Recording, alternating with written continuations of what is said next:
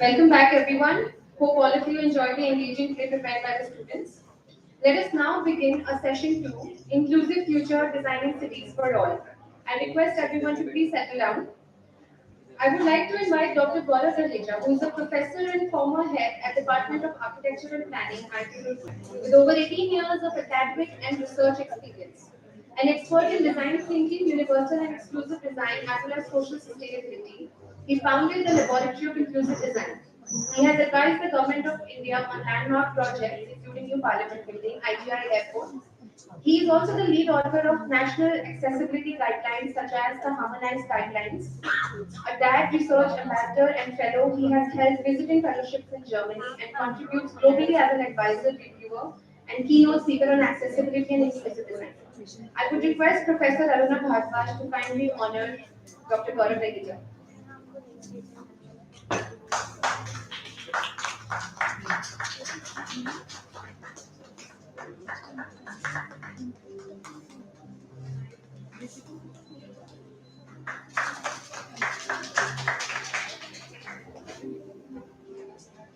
I would like to invite Dr. Gaurav Raheja for a special keynote address.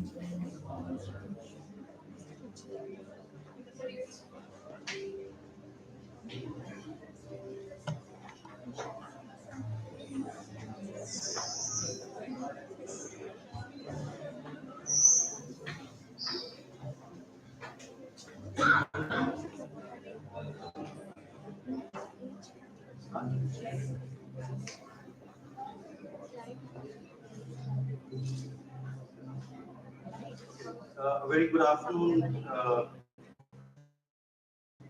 Here. First of all, I really want to thank Dr. Pooja and the entire fraternity from Sushant University for having me here. The entire fraternity from Sushant University for having me here. Very humbling experience since morning on a subject which is 24/7 close to my heart. And I believe, and sometimes, if I really try to be honest, I would say it's a subject which needs less talk and more action. Yet, in the capacity that I am currently present here, I still have to talk. Uh, but I think before I get into a preaching space, I must also say that we are struggling in the practice space. And therefore, we always go back into this loop of a word called theory, which most of us are allergic to the moment we see that word. So, to the young students here and to all my friends, to uh, state it also in the context because we are hosting this event in Gurgaon. Uh, I really thought when I was trying to put a title together. So, frankly speaking, the only word that came to me was if. Because the if is a very big word. If it starts your sentence with if, uh, it always gives you many possibilities. So if can be seen from a negative lens, and if can be seen from a positive lens. And in a very complex situation of our urban futures that I would wish to touch upon, I thought, what kind of experiences should I talk about?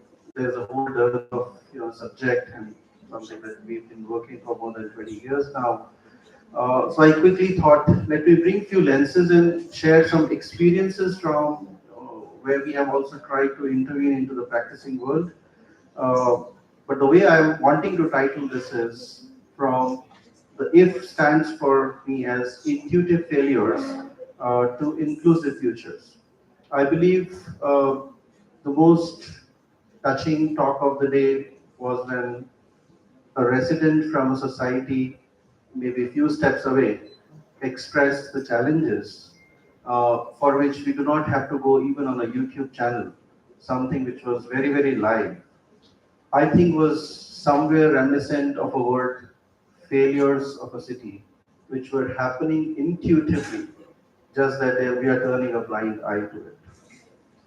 And it is the story of most context that we are talking about, which keep making us think about, and to the youngsters and to all of us who are present here for a very small moment of shared listening. I thought if we can collectively relook at our own stance, because most often our conversations in a studio stop at design boards. Whereas these failures are not only at a stage of design, but they are collective failures of a very large gamut of things. I cannot just group it at one level of implementation. I think a very big large segment of this is a cultural failure, which we as designers, we as thinkers, we as policymakers never want to touch about because we assume the culture as the omnipresent constant, and the moment you talk about culture, we flare up. And I think a very well-known management guru, Peter Drucker, who once said, culture eats strategy for breakfast every morning. Maybe it eats lunch and dinner also, is what I would say. Because all the policymakers who sit, you have seen. I would say today we have to come and talk status quo, right? There is a policy. We have no dearth of policy. The question is, where is the policy in action, right? Who is eating it? It is not the policy maker eating it, it is the culture eating it. Your and my culture. That in a society next door, if we are not sensitive, it's we who are eating it every morning. The question is, how do you talk about it then, right? So I thought, let me just quickly share where I come from, a context which is very different from Gurgaon. Looks pretty green and blue is a slide of my own institution right now in the background. And where I initiated this laboratory, keeping the human in the center as a focus. And many times I would say when I was beginning my whole journey into this sphere, the question that was asked to me was, you are not a doctor, you're an architect. Talk about buildings. Why are you talking about people? And then I realized it was a very big jolt, but I think lately, now that we have sustained talking about people for so long in architecture, I realized first as a student of architecture, my whole dream was all about forms. When you settled in with the forms, the geometries, and the whole stylized build forms, which has elevation, sections, and three-dimensional masses we look about, it took many years to realize, no, it was not just the form, it is the space which is the most critical. And suddenly, after working for many years on the spatial level, you realize, oh, you have regulated the form, you manage the space, but we have still forgotten a very big thing, and which I question in the architectural design pedagogy of our systems. Where are the people? Have we ever conducted a jury where people evaluate what your design is? It's architects critiquing architects, and therefore we are sick of each other many a times. But in the reality, it is the people evaluating the space, the people paying for it, and it is the people who are out of this education system, which would have been available for much easier as a resource. And I feel that social connect is what I think is the intent with which we started this laboratory, keeping people at the center of the whole focus. Because we assumed I think many years of our education, we assumed we know it, and I think I really humbly must say that I realize that it is not we who know it, it is they who know it. So let us listen to them. And it is not so hard to listen to that, to kind of find a way towards practice also. And I asked this question, very tough questions to the real estate people who I think may be not part of the audience right now, but I believe this institution is part of a real estate group. And I have said it in some forums, what is real about it? I say it is all unreal. It is the unreal hype. It is the unreal design.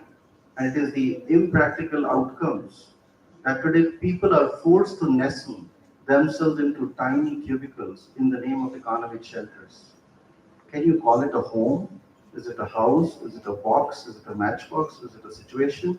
And I look at the future where future is not engaging with us. Who is the future? The little children. How does a real estate, and I really want to say this, is there a policy that checks, very stupid question, but I raise this question, right to sunlight, which is the reason today most of us are deficient with vitamin D. Vitamin D's deficiency is perhaps triggering issues with depression at later stages due to its deficiency. Do we realize the impact of that? Living in the shadows of vertical skyscrapers and not asking this question. And is it something that cannot be solved? It can be solved, provided we are able to bring together this culture of collective participation. So all I'm trying to say is, yes, I'm not preaching many big design ideas, but I'm just sending some signals here that the practice of architecture is not just on the drawing boards. It's out there in the field with the real world, with the real people, and that is what, if we try to engage with, the idea of inclusion would perhaps not become so exclusive that we have to hold exclusive sessions to talk about it, right? I'll just flip through these few slides. We've tried to just map on what sectors that we have been working around. So we've been working on public sanitation, to design education, to assistive technologies, to a cross mix, but all deriving from the whole idea of the SDGs. If I may ask this audience, do we all know what does the goal 1 of SDG talk about? The counting of a natural number system starts from 1. So I'm not talking about a whole number where it starts from 0. So in a natural number system, the SDG 1 starts from what number? And what is that issue?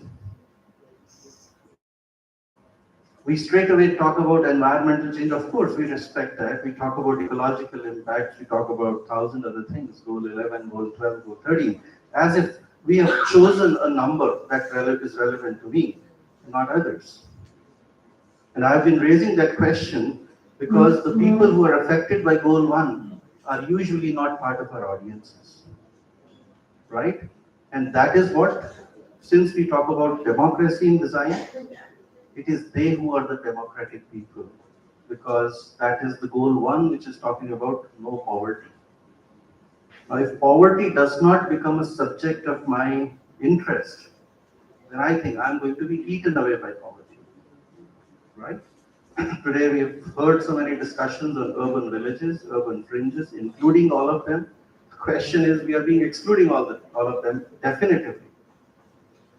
And if, as architects, we do not touch upon these discourses, I think we are definitely building exclusive cities, exclusive communities, gated, walled, whatever names you give them, and access to all of this becomes just a thoughtless idea. So I'll just show you a few situations because, of course, also just wanted to give you this link. You can also come onto our website, not updated though. It's lid.iitr.ac.in. So we've done some MOOC courses for the United Nations and some also for the NIUA in collaboration with Technical University of Berlin. And some of these works that we have authored as guidelines in at least 4 ministries, the urban development, the education sector, the Ministry of Railways, and tourism. So I would say we did get a chance to see the country from many different lenses, and we have to keep shifting between the micro level view and the macro level view. And of course, whenever we had discussions with any secretary, sometimes we could be very critical of a policy. But when you suddenly go and see the viewing lens, you also agree that, oh, this would not perhaps been right, what I was thinking. So I'm just trying to say is inclusivity is not one person's game. It's a large game, and it needs a lot of, I would say, work togetherness. It's not just a subject of theory. It's not lip service. And as long as the subject of inclusion is dealt with the fact that it is and not me included, I think we are already in the step of failure, right?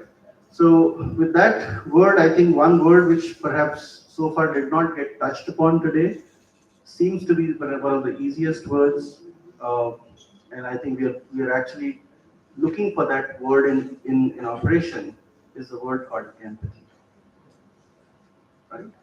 And the question is, how can empathy and democracy both sustain design and planning as a future of not just a profession, but also an impact? So I thought, let me put this as a line. And we have a long history because we have so much to talk about. We were good in this, we were great in that. And therefore, I have put this line, and I assume the line forward is even further, imagining ever since the civilization started. So for the generations who are here now, I've just put a dot on this line as 2025. The question is, you have all the history now available to you or not available to you, unless you find it, is the way we have lived. The question now only is about the future. Present is also a given. And you have to start seeing, first of all, the larger landscapes, which usually we do not talk.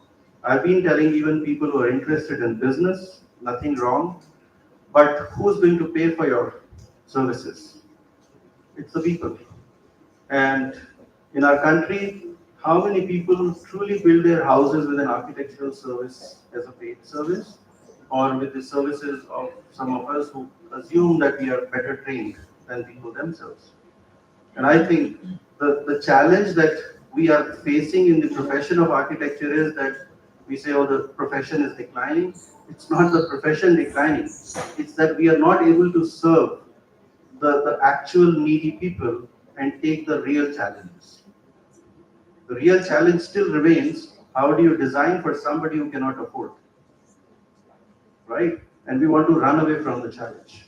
We are ready for a farmhouse which can cost 20 crores, but we are not ready for a challenge for a house which can cost 2 lakhs. Of course, 2 lakhs has a scalability, 20 crores does not have scalability. So we choose the easier option, where easy access, and therefore architectural practice is declining, it is shrinking. And with AI, I would say people would definitely ask you, why do I need you? If they can still kind of get an idea of what solutions they get. Second question is the real estate world. Do they need architects to do what they want to do, or what architects want to do with that place? Who decides in the whole game of the real estate? Again, what I feel is the people is the missing part. It's the investment which decides, it's the designer who decides a little bit, and that's the end of it. Have we ever held, and which is why I'm talking about policy, because I spoke to the people who were at the helm of affairs to develop the RERA Act, and I know why some of the questions which I've raised, even at the ministry level, remain questions. And if I can cite this to you, we are living very close to a housing which is costing 100 crores, 5 crores, 3 crores, all these kind of numbers are very familiar to Gurgaon. They are still very scary numbers to us. But the question remains is, we are a generation which says, I was seeing a Instagram reel just yesterday, somebody says, oh, we can buy clothes from A and B online source, wear them for 7 days, hiding the label inside, and return them back in 7 days. It's amazing, right? But for an apartment or for any real estate investment, for example, the mother who talked about her child, my question is, would invest into, let's say, 50 lakhs, 1 crore, 2 crores house, can she return back if she doesn't like it? Is there a possibility that if the design does not fit me, can I return it? So for a penny thing of 500 bucks, 5,000 bucks, 10,000 bucks, we have a return guarantee scheme.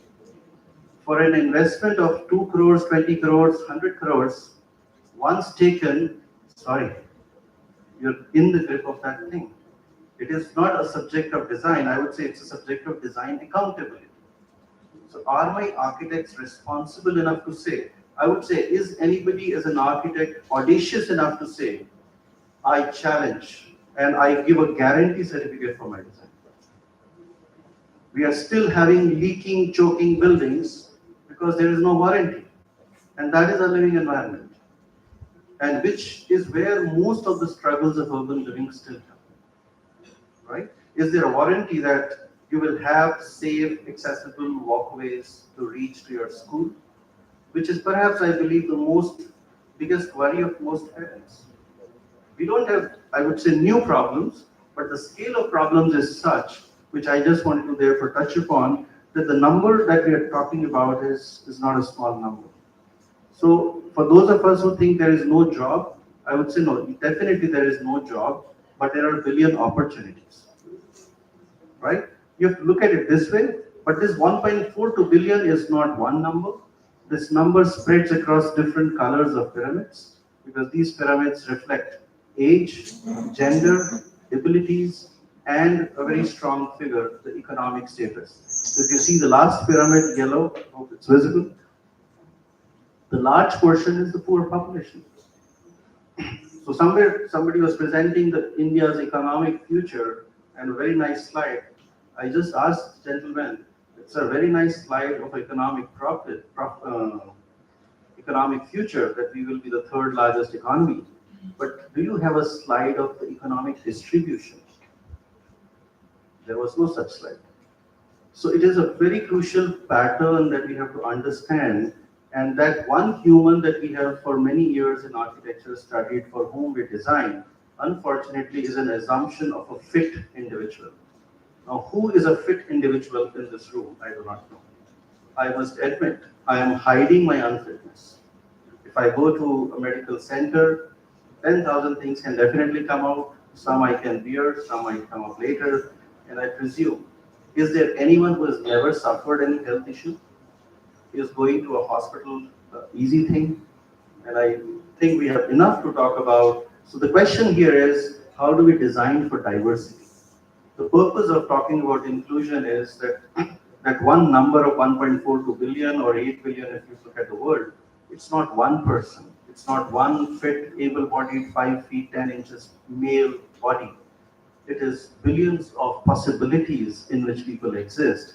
And unless at a foundational level in architecture, we understand that, do we ever go to a child and ask how your kindergarten should look like? And isn't that a foundational start of my child's design for inclusion? Why our schools remain exclusive? Because we are still not touching upon that perspective.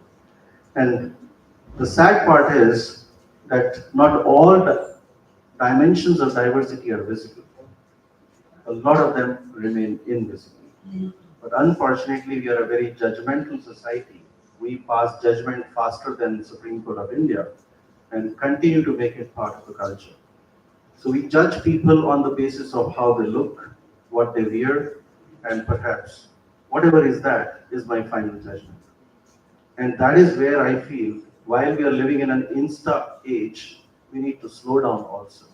I just picked up a book from Bob Gill behind in your library, and it also says, don't start drawing immediately. It has a clock.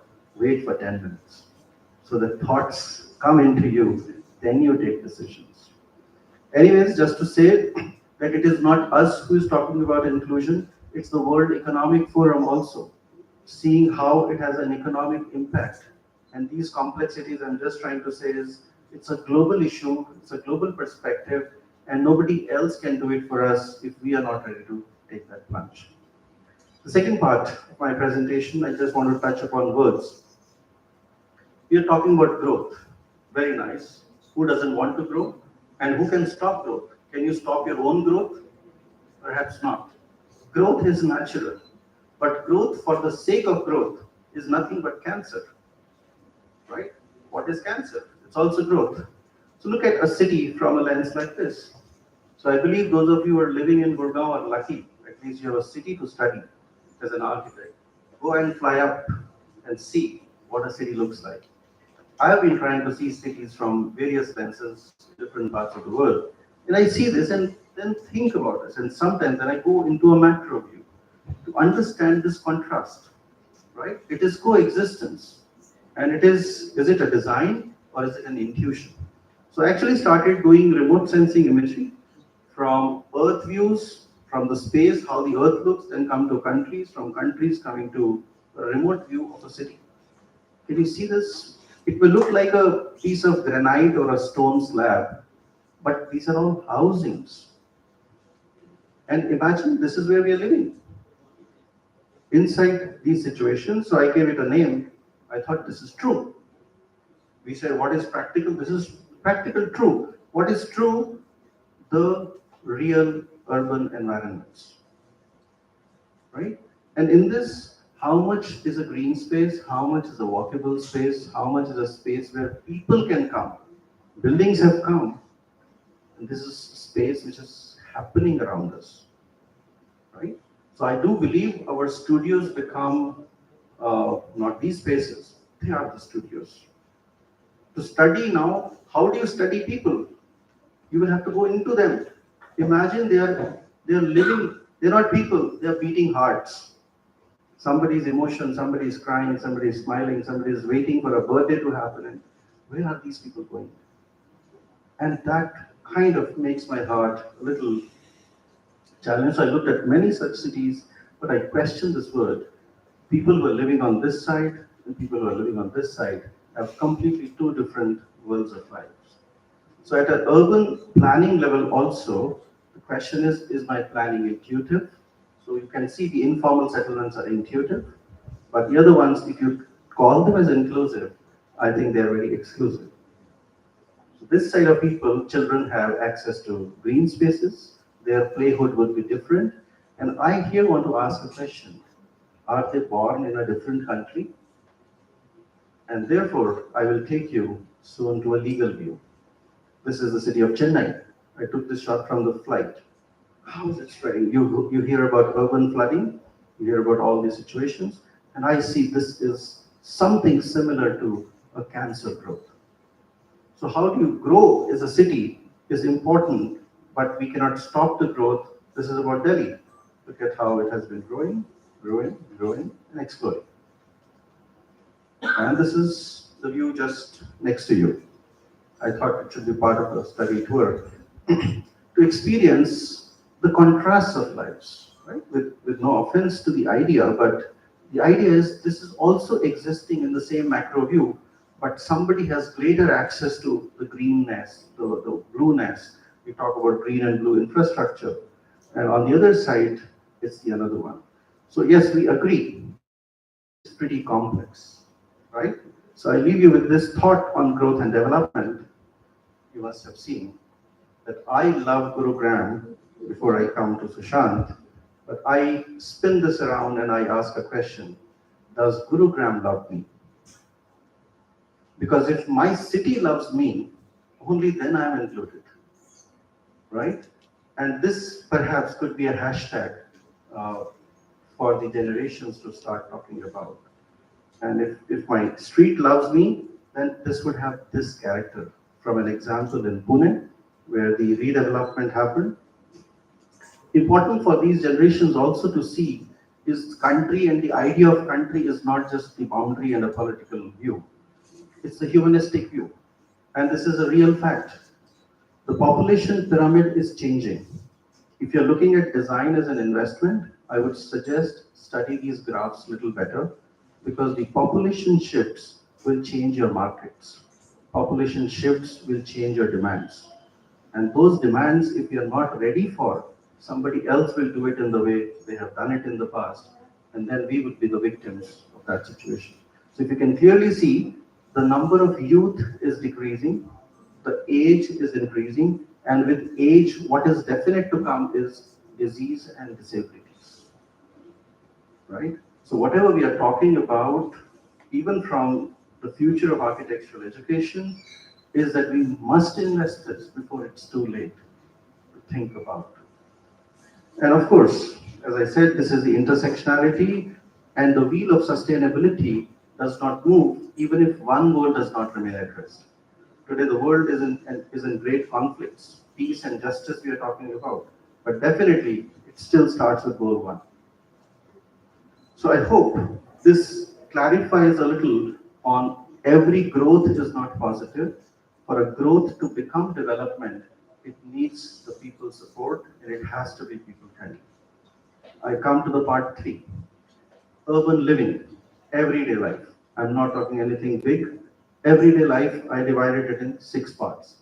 I need to have shelter, housing, need to have access to healthcare, education, mobility, and little bit of recreation, right? These six things, and I leave behind these questions. Can we rate our level of satisfaction in the place we are living in? An honest question. You can honestly answer. If for any of these questions the answer is 5, which is the green dot, please look at it as a good case study. If the answer is anywhere lower, please look at, diagnose what is the problem. The question is not to critique it and blanket say that this is bad and this is good. Instead of making it binary, let's make it into a discourse on why is it so. Look at the next question. What is our mobility experience in the city whichever we are living in? Right? And I'm very sensitive to children.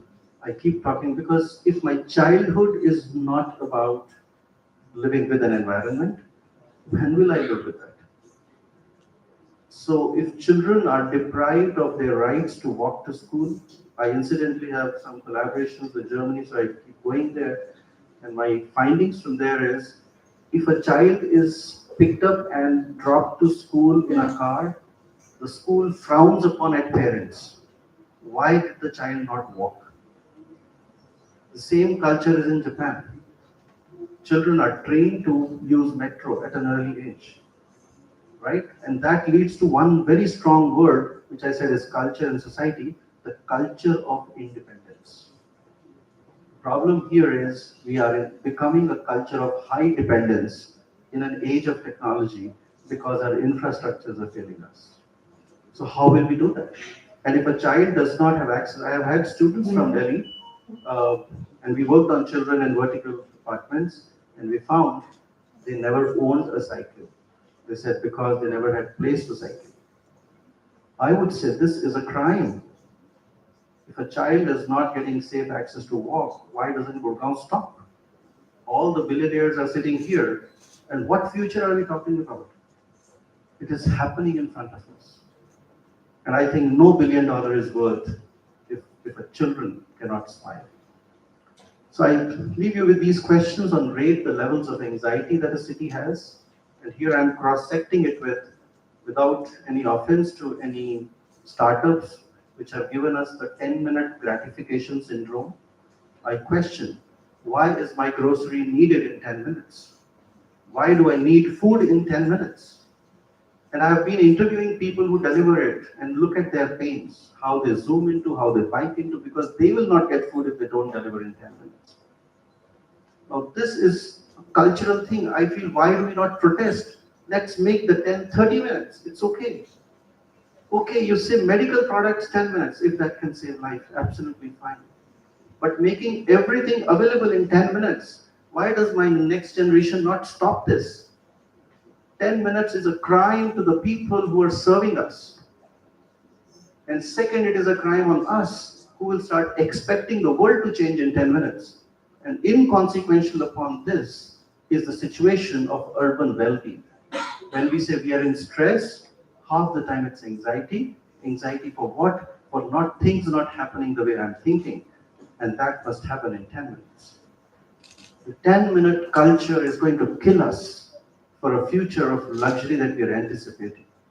And therefore I talk about culture, because design, how will you design? Because we are not living in a design world, we are living in a service design world. You have to be served. Food must happen in 10 minutes. How? Please think about it. And is that not against the law of nature? And we say fast food, a very nice thing I heard on TV. I said, oh, why does a fast food have to be burger? Of course, I'm not preaching anything about food here, but a very interesting perspective he gave was, an apple in front of you is the fastest food. We ignore that. We never called our fruit vendors as fast food vendors. But we created another chain of fast food which had to be fried, deep fried, do whatever, and call it fast. And we have to still wait. A banana is a fast food. Faster food is even, and it's also covered. Hygiene issues also well taken care of. Apple you still need to wash. But I feel these fast foods, and I was recently visiting my own school, DPS And I was told by the principal, we have a 15-minute fruit break. The teacher also has to pull out a fruit. The child also has to put out a fruit. And we ensure 5 days the child eats fruits. I believe it does not require any impositions, but I'm just trying to say is a perspective of fast and slow cultures. If you're slow today, you look down upon, you are excluded. And I've raised this inquiry. In chemistry, we learned the rate of reaction was which reaction? The rate of reaction is determined by the slowest rate of reaction. The rate of development is not determined by the speed at which you and I move. It's determined at which the last individual in the family or in the home moves. Will you leave your home or board the train without your grandparents if you're collectively traveling? And if that answer is yes, then we are a different society. And if we have to move together, then we have to ensure that average speed improves, right? So enough gyan on this, but the question remains is because this has led to stress of what is called as work-life balance. Because my stress is for those 10 minutes, if I miss this, if I miss that. I have very limited time, calculated time in a bigger city, from metro to this, and I calculate and if I reach 5 minutes late to my institution, of course, another taxation, right? So this syndrome, I feel, has to be responded by architecture, and I therefore thought, let me bring something what mostly lawyers and policymakers will bring to you, uh, the preamble of the Constitution of India, a book which we took for granted, but I think requires to become part of every curriculum or every system, not just for those who are preparing for IAS services or Indian civil services, but for every citizen. If you are a citizen of this country by virtue of this book only. And the question I wish to ask on behalf of those children who are born in a situation which is low income, have a disability, or have any other form of diversity, have we fulfilled the preamble? Forget about the details of it. Because in the preamble itself, it uses the word equality, justice. Are we doing justice by design? Or are we doing injustice by the design? I'm just trying to awaken the fraternity of architects and planners that make sure tomorrow's world is going to ask very tough questions to us. Today we can get a good payment, but if we have been partners in a crime, the world and civilizations of future will not spare us. So our profession is no longer just on a cakewalk of a service which we get away with intuition, and therefore we have intuitive failures, but at the same time it has accountability as part of it, which is part of this constitution, and I hope we look at this. You must have heard, seen, talked about Justice Chandrachud, very well-known Chief Justice of India, who brought the subject of disability in a more proactive discussion. And in the past few months, he has been very much in the news because he has been very much talking in open forums that he is not able to vacate his bungalow because his two daughters with special needs, he is not able to find a home. The question is, if this is coming from the Chief Justice of India, I think uh, you can think about the fate of common people. So the justice is talking about justice by real estate. And who will talk about that if not us? What I mean to say is the problems of India will not be solved in only courts of law. They must become, your design studios are actually becoming courts of justice. And we hope if we think about it in that way, just to give you some idea, the India story has been going on since very long about the idea of inclusion. It's not very new, but just to say, after the 2016 Rights for Persons with Disabilities Act, we have actually enlarged the umbrella of inclusion. And a lot of action has happened. So to quickly move forward, there is the lens of design and implementation. I think I'm already running short of time. We'll just quickly come to this. The impact of policies. The impact of policies today is that at least when the central vista has been planned, irrespective of whether we agree with the design or not, the elements of accessibility have to be part of it, right? And this is what we did some studies there when it was being designed. And we find to a great extent, at least I even told CPWD at that time, that you should acknowledge this as a curb-free street. At least India's central street has become curb-free, but now my question is, can we scale it up to the entire country? So for good examples, we have good examples, and since it was recently named as Kartavya Path, so I thought story of the karma through the Kartavya of the curbs. And one of the examples, if I show you here, is in Connaught Place, we did this little study. The element like one curb, what is the power of it? And how much challenge it can pose. It can be 150 mm, which we as designers will say, oh, it's just this much.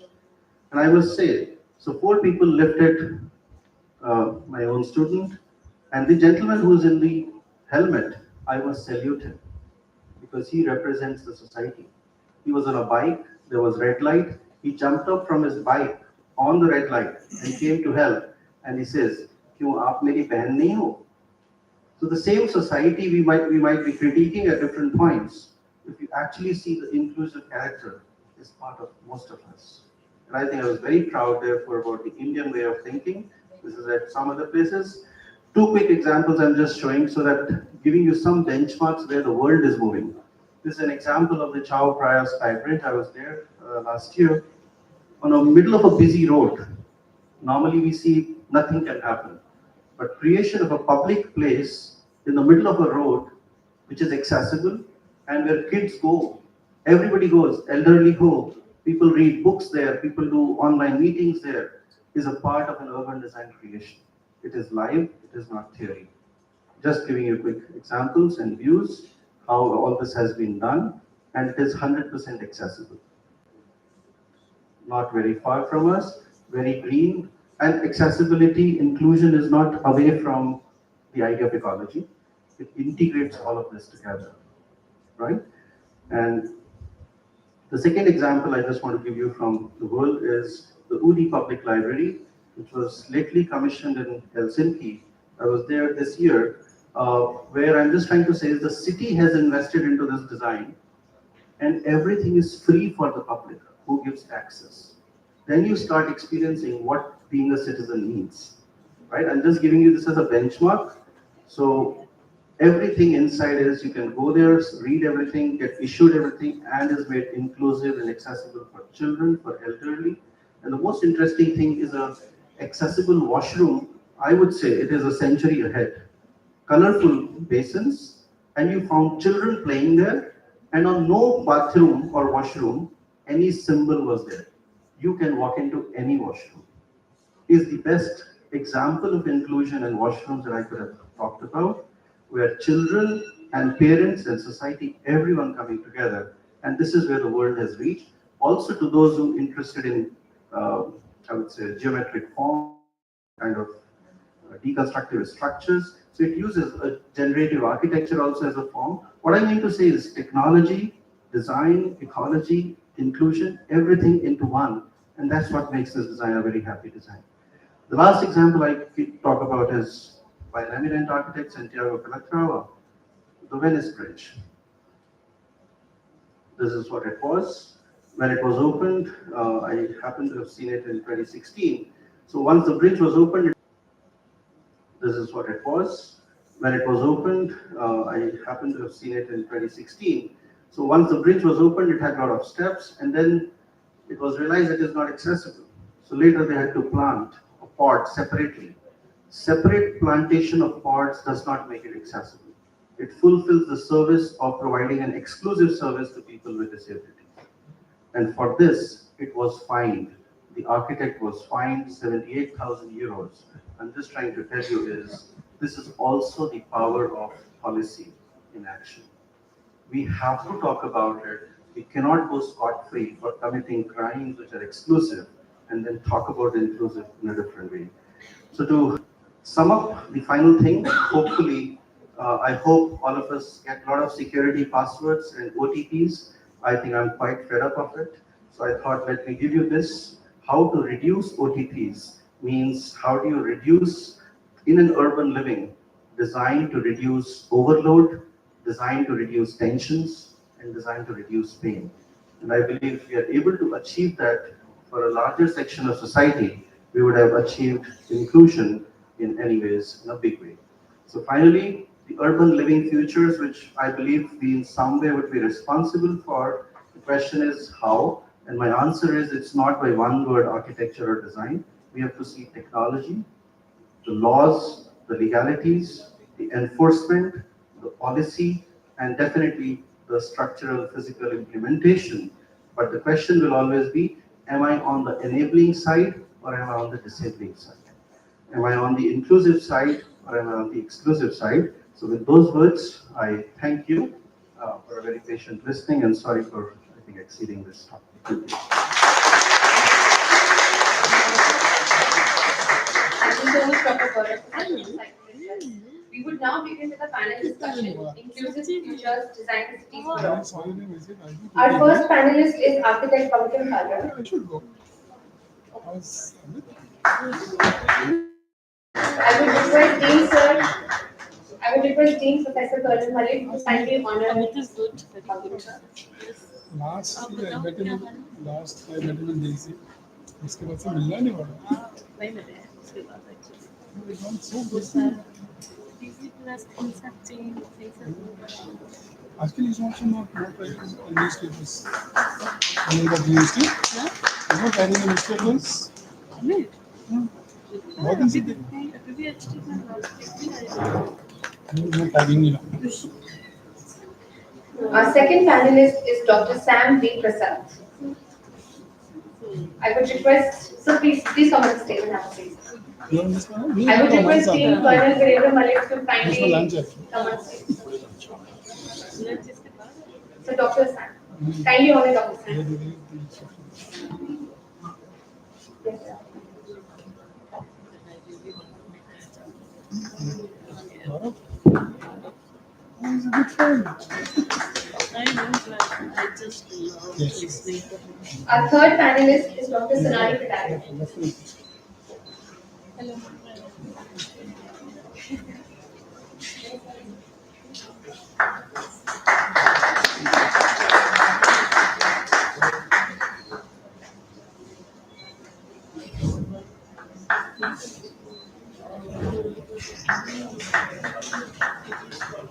Our fourth panelist is Professor Anand Khatri.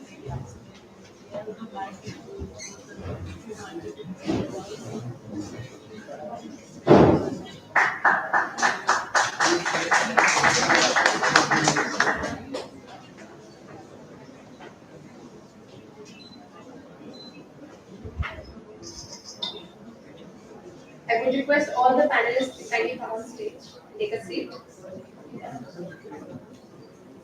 I would now like to introduce our moderator, Dr. Suruchi Modi, who is an architect and urban designer with academic roots at Shashank School of Art and Architecture and CEPT University. At Shashank University, she is a senior professor and the head of Department of School and Architecture. I would request Dr. Suruchi to take over from here and begin the panel discussion. Thank you.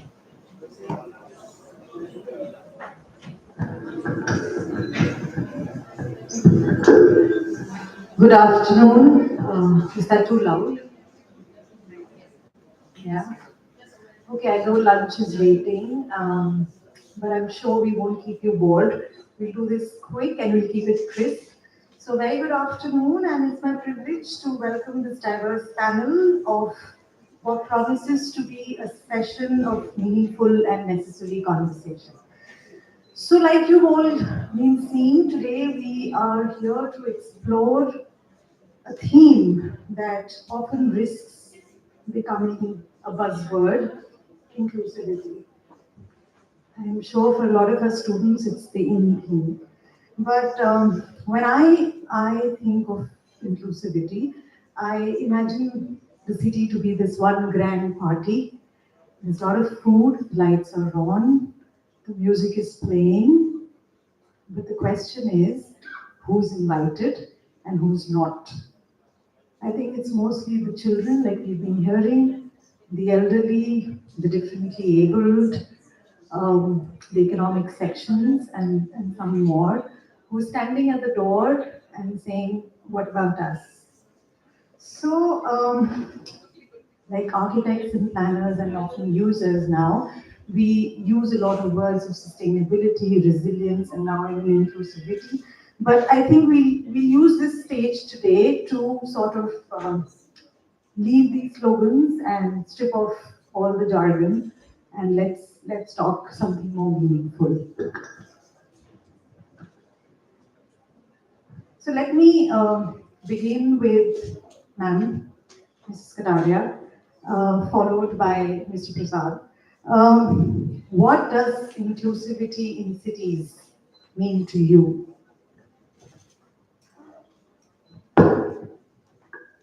Hello everyone, Namaskar. Thank you so much for giving me this honor.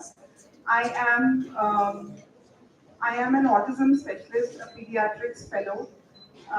But way more than that, I am a mother to a 16-year-old young man on the autism spectrum, on the severe end of the autism spectrum. So I heard Mrs. Mehra. I, I, I, I totally live that life each day. And I also look after 200 plus autistic children and adults in my very special school called Sunrise Learning Foundation. So for the past 11 years, I have experienced firsthand what inclusion does not feel like, or what it. So, and I feel this is a very safe place to share my thoughts, which will not sound as complaints, but will always come across as meaningful thoughts and experiences that we go through. So one little example that I want to tell you is what exclusion feels like. So a basic necessity like public washrooms that sir had also mentioned. So we have washrooms everywhere. We are so developed, we are so in such beautiful cities, we have washrooms everywhere. But what is written on that washroom? It's either men or women.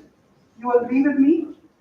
So, when I am going with my 16-year-old man on the autism spectrum, where do we go?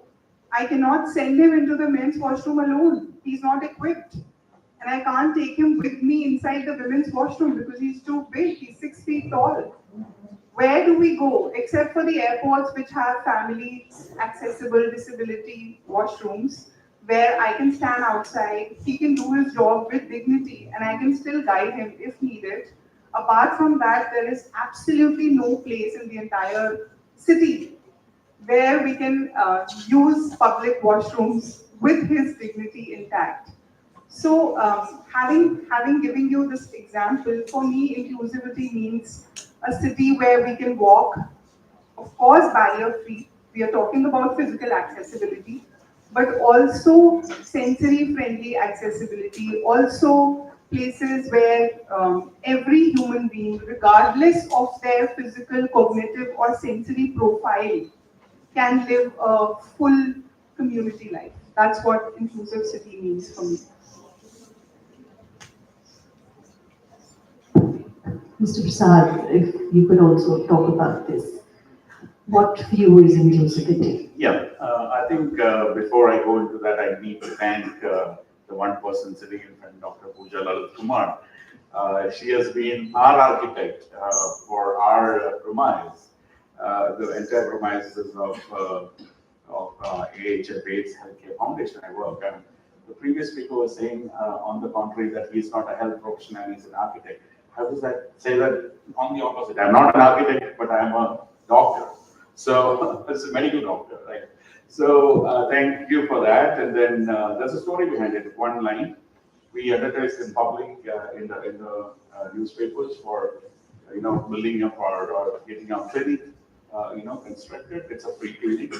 It's for HIV people who are infected by HIV, including children. And then we got all the big wigs of the Delhi and NCR region coming and then bidding for us.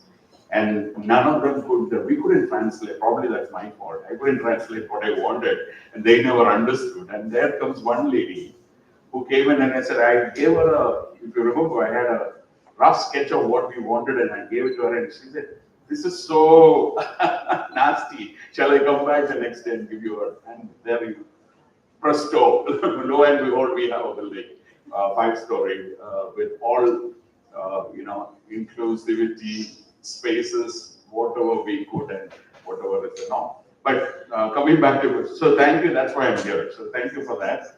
But your question, I would say in one sentence, I would say needs, comfort, meeting the needs and improving quality of life is what I understand by inclusive space. So it's not wants, it is not high five, it is just comfort. And then which is leading to quality of life, higher quality of life. And that's a one sentence that I just wanted to say. I'm not, I've been hearing about all these technical people coming in talking about so many things. So I definitely echo with you, man. And then not only on the autism spectrum or the entire that, and you being a pediatrician, so not only that, but then again, the spaces that we cater to are also for people living with HIV, right from toddlers to LGBTQIA plus, transgenders, and the fringes, the populations that are not even in the fringes of our society. We cater to them. So we are very mindful about even how we have to present ourselves in those spaces, on a day-to-day interactions when we interact with it. So I'll stop there for now, probably. But then my definition is very simple. It's needs, comforts, and then improving quality of life. Thank you. But since you've been short, you'll have to answer another one. Okay. So, having said what is inclusivity, who, according to you, is being left out? I think all of us are also left out. I don't know how you want to perceive that answer, because sitting here in this group itself and sitting on this stage, I want just probably have a look at ourselves right now. Okay, right now, here, right now. What do you want to change? Is my shoes comfortable? Is this space comfortable? Is this shoe comfortable? Is my dress comfortable? Is the lighting comfortable? It all depends. So, when you talk about that kind of, when I said comfort, it involves everything. I'm reminded of the times, when we see children of 7 years, 8 years carrying kilos of books on their backpacks and walking to schools. And I'm talking about as you being a trained health professional, we know there is something called a spinal curvature. And those are the formation years of a child, all of us here, including all of the youngsters who are here. Are we left out? Were we left out? Yes, I was definitely left out. I was supposed to carry 12 kilos of books or 8 to 10 kilos of books, which affected my spinal curvature. Of course. And which has gone, how many of us know how to sit upright? How many of these seats are comfortable? I'm not trying to demean any of us here. I'm just saying the society, as a society, we have accepted it. That's my point. How many of these chairs are ergonomic? How many of us are comfortable? Okay, how many of us drive a car here? What is the space between the neck and your head support? It needs the pillow. Absolutely, it needs a pillow. Why is it not, going away? Are we affected? Yes, we all are affected. The design school students of this, I want to pose a challenge to you today. I want to pose 75 challenges to you today. My website is going to be jugaadar.com. So you need to become jugaadars. And if you have a job after leaving this school, I will have to kick your butt. Because if you walk from here to the junction, you will find enough design solutions that will pop in your mind. From here to the junction, you will find enough design solutions that will pop in your mind, which can give you trillions of dollars probably in terms of money. But again, give the people comfort. That's what I'm saying. That's why, because I say we are all affected and we are all left out. But sadly but true, we have all accepted it. And we are saying it's okay. I'm 100% sure that, maybe 75% of the people sitting here are not really comfortable with their shoes. No, because if you have a high shoe, which is like, again, a demand by the culture, demand by the society, you have to be tall. What if you are short? And then that is actually, for women, let me be very candid and frank here. It's actually making your uterus come down. Have you accepted it? Absolutely yes. We have to be posing tall. We have to be of the likes of Deepika Padukone.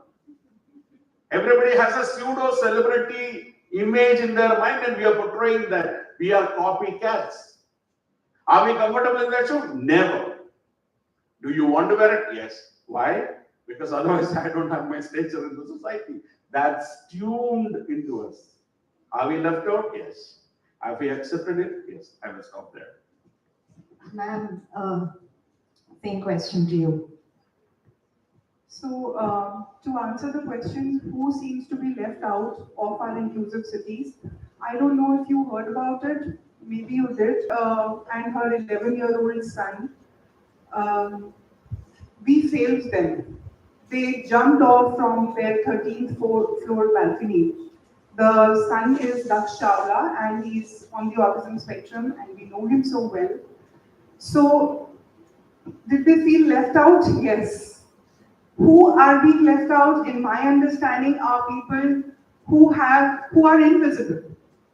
Nobody is deliberately or intentionally leaving them out. They are being left out because they are not visible, they are not seen, because their disabilities are invisible. When you have a person on a wheelchair, there will be somebody who will get down from the bike and use that wheelchair to pull it up. But if you have a person who is walking with you, nice and healthy, with a beautiful build, and that person needs any help, is not known to anybody. So it is not anybody's fault that people are being left out of inclusivity or inclusive cities. It is definitely the fault of the lack of awareness there is. And yes, they are left out. And in the last 11 years, I have worked with 800 plus children and adults on the autism spectrum, and never ever have I ever been able to take them to a play zone or a park or a amusement place, which I take them every 3 months.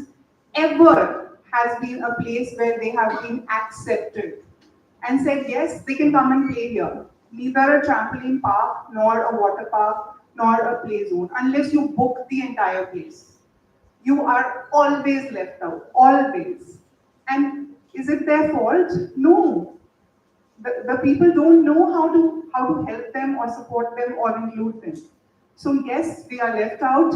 People with invisible disabilities definitely are left out. And just like Sir said, many of us are left out, and many of us have accepted it for the way it is.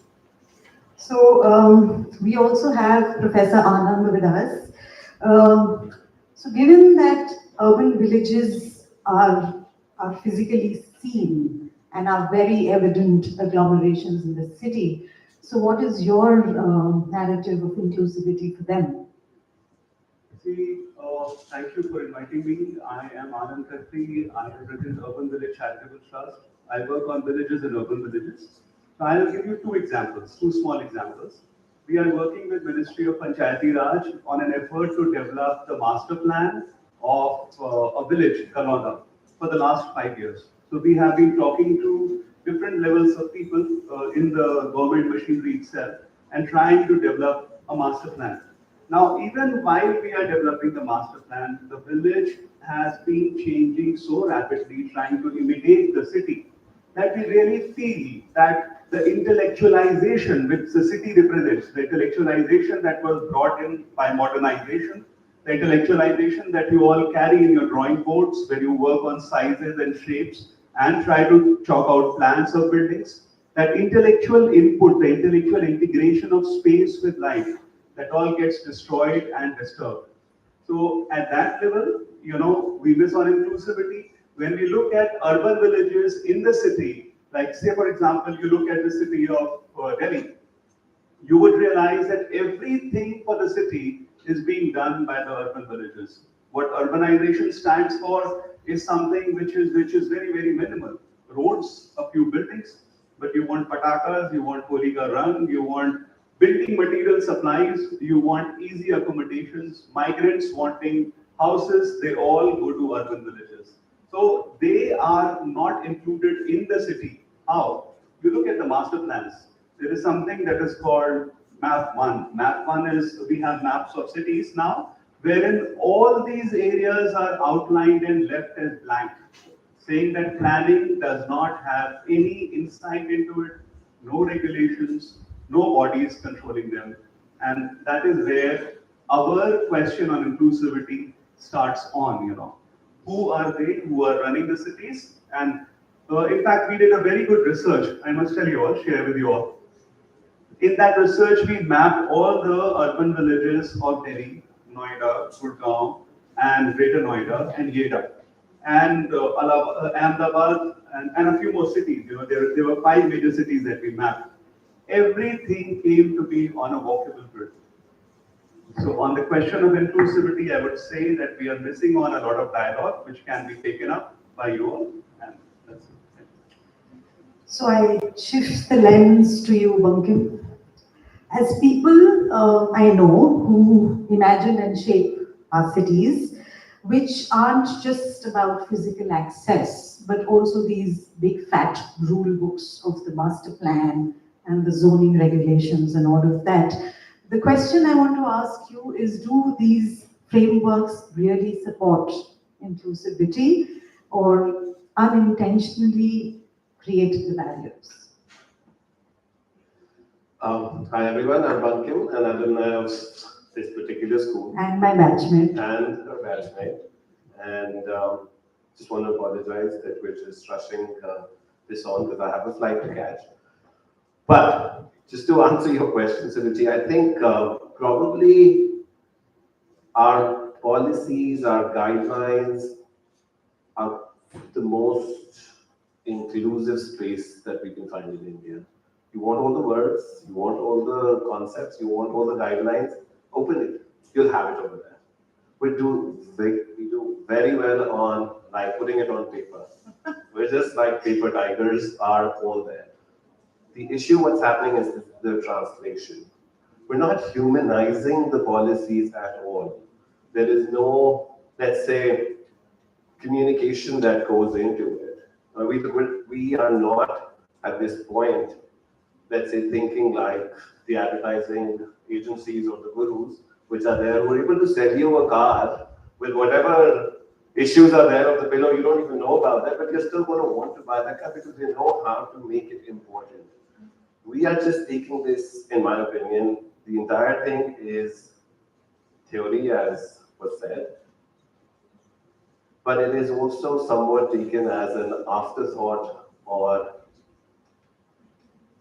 I'm going to say this, or almost like charity, that you need to do it. Yes, to be noble, you need to start thinking about all this. It's not the first thing that we are designing for, that yes, all these things, whichever we're talking about, whoever is going to be left out, that split is not happening through the policy. I mean, a quick example is, we're talking about access, mobility, very important for everyone to move around to opportunities, but each individual, whether it's my 85-year-old mother living in Gurgaon, who doesn't go out.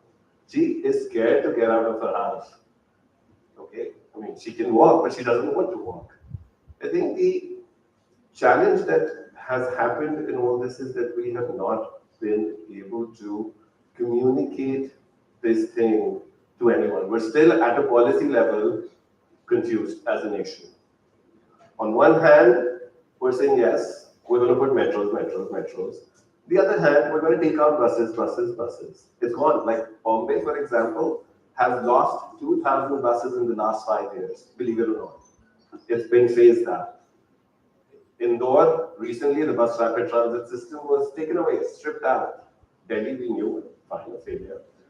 Then at the same time, we're giving all these GST tariff things. So what happened is for cars, but nothing's happening on public transport.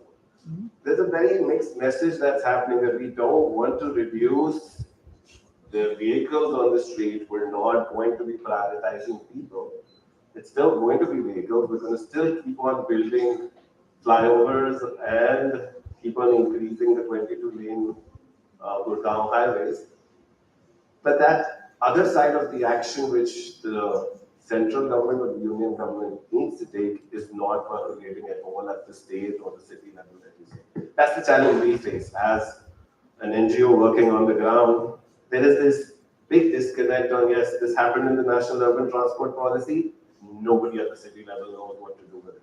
It's there. Sorry to interrupt you, but then I like the master plan now says the bottoms up approach of involving the community, and we're doing a lot of these local area plans through community participation. So is that really in the true sense happening, or is it just a mere tokenism where decisions are still taken behind the closed doors?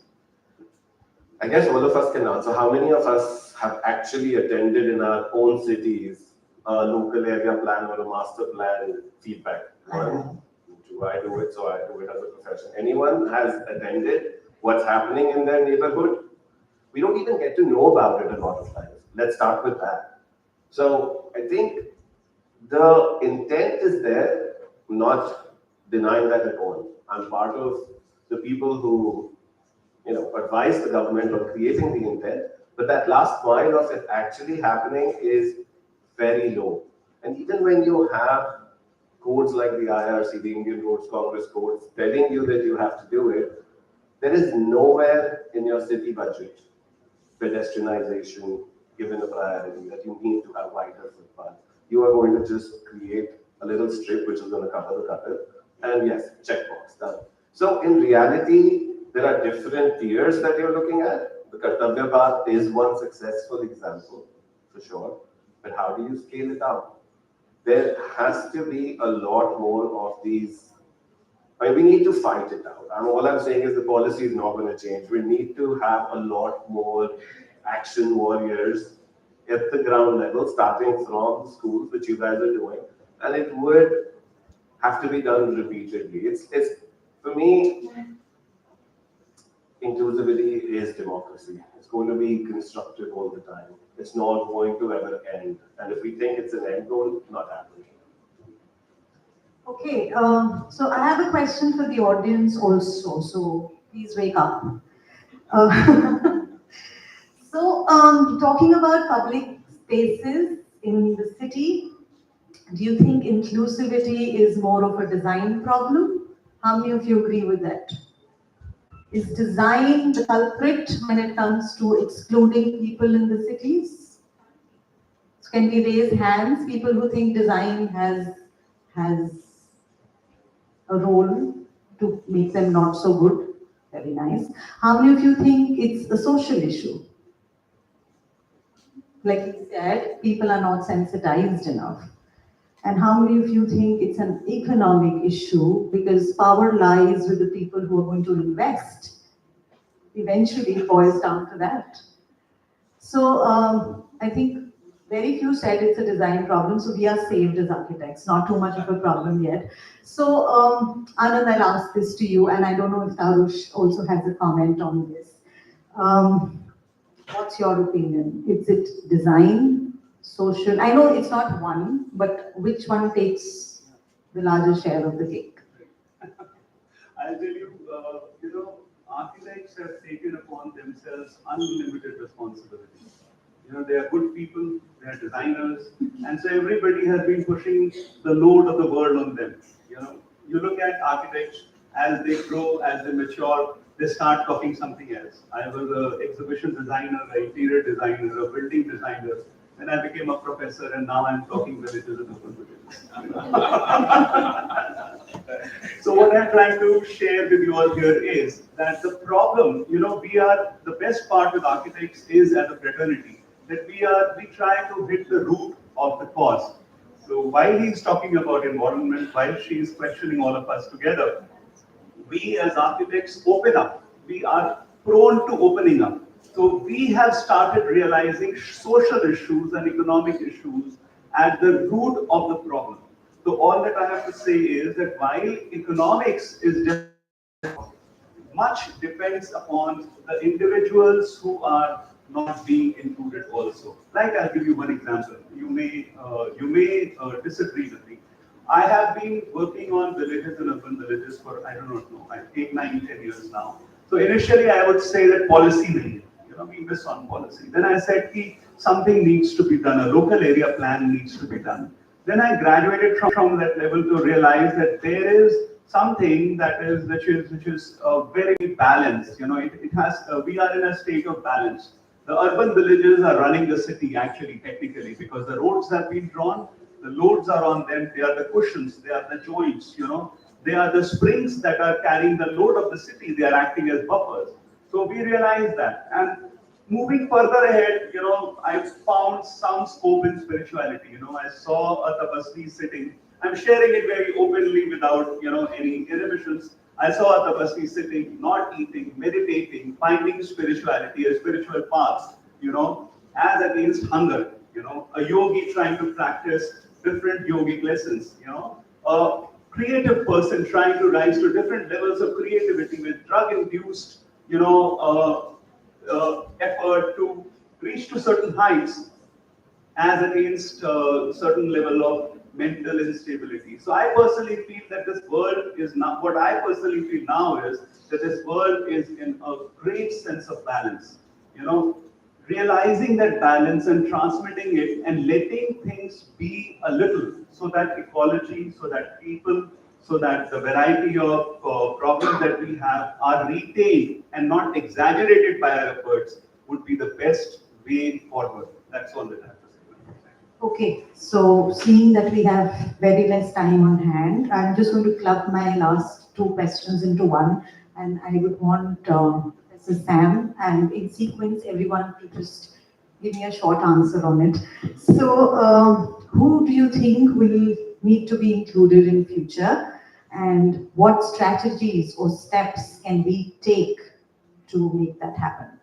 I think with any society, I think there is something as we call as BCC, behavior change communication, and behavior change has to happen everywhere.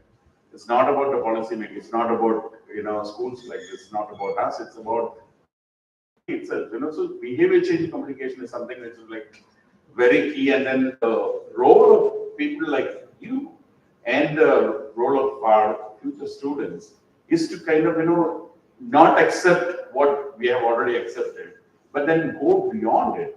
In innovating and then making those spaces comfortable. That's the only way to move around. It's not about the policymakers only. It's not about you were talking about the participatory approaches, social audits.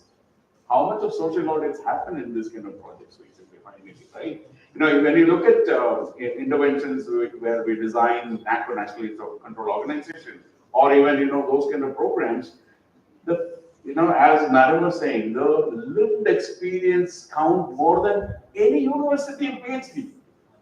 The lived experiences of LGBTQI, the transgender, if they're not, they're part of the planning process. What are we planning for and whom are we planning for? So that's where the larger dissemination of ideas has to go into the public to create kind of that behavior change, even in the society. One of the design examples which I very much like is you have the pillows on the back and all that. But then my 80-year-old mom is finding it so difficult to get out of the car. And then there is one small metal device which you can actually plug into the car lock. There is a small lock there, like a piece of a metal. You can just put it inside and it stays just upright, like strong, And she puts her hand here and then supports herself to get up. What an invention. I'm challenging the students here. Let's look at everyday life.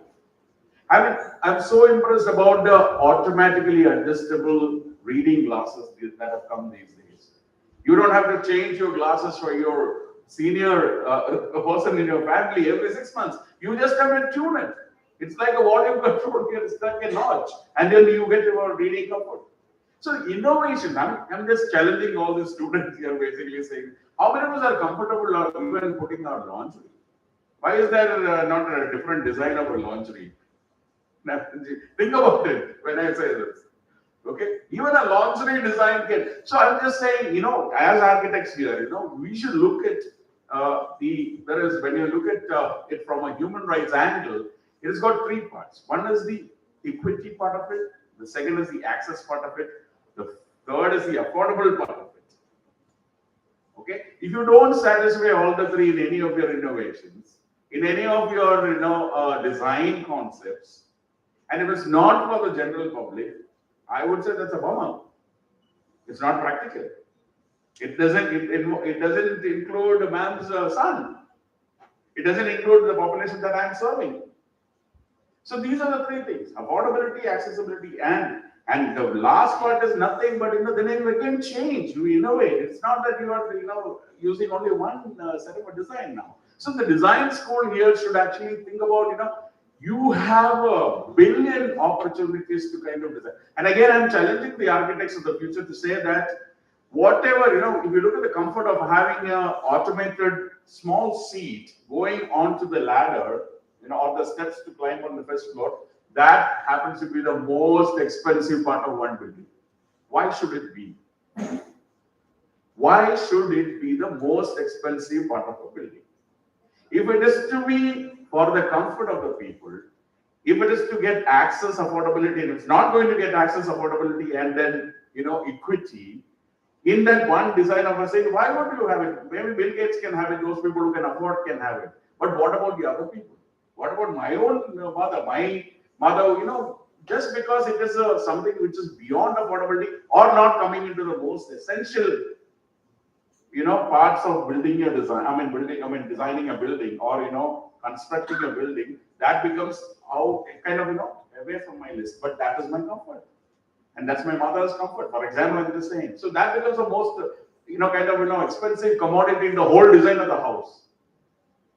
Why would the closet, the commode, for as Madam rightly said, in an airport, which we say when we talk about disabled or people with disability or other people with children needs, that is the most expensive commode that I've ever seen. I went into the internet and I said, oh my God, this is 2.4 lakhs for that one commode, whereas you get for 7,000 on the road here. You can sit and crap, on that one, but you can afford that other one. If I want to replace that for my mother. Why should things which necessitate comfort and improves quality of lives for us, we are also going to be reaching that stage. It has to be 2 lakhs and the other one has to be 7,000. Why? So affordability. So you asked a very pertinent question, man. Who has to be like it? So it is all of us. That's why I said behavior change communication and the way that you communicate to people. I want to challenge where I don't find any of those are colleagues and friends, young friends who are doing the Nukkad Nadak. Nukkad Nadak people, you should talk about all this. You should talk about affordability issues of designing in they're outside. I know, but I'm saying let people be sensitized into those kind of things. And finally, I would say it is how much of us, all of us sitting here, I'm guessing that we are above 40 in any case, right? How much of us are prepared to receive our 60th year birthday when we have swollen, knocking knees, and then we have, jittering hands, and our eyesight is gone. And what is the preparation for that?